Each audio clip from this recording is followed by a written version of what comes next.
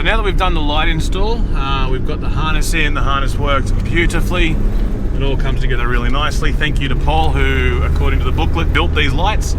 Let's give them a rally. So we've got them to the off position at the moment. So that's high beam that you can see, which is almost like holding a candle out the front. So we've got low beam, which is 20% output. That's low beam on the spotlight. So from off to low beam, nice bit of infill down the front. And let's just get up here a little bit further where we crest this little ridge. And we'll boot it up to full high. And wow, that is amazing. I still need to readjust them a touch. Looks like they're shooting a bit high.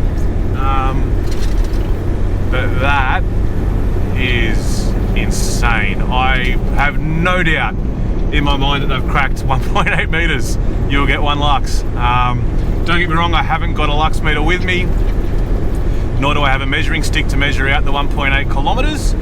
But just going off other spotlights I've tested in the past, I would happily say that they're going to hit that mark. Like that telepole you can see on the video with the reflectors on top.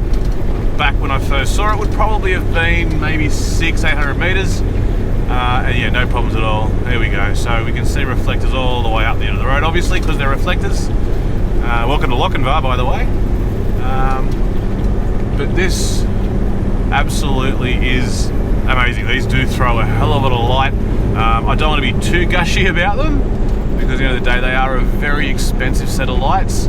But yeah, they throw light really, really nicely. I absolutely need to tweak where I'm pointing them, but that's awesome. Thoroughly impressed.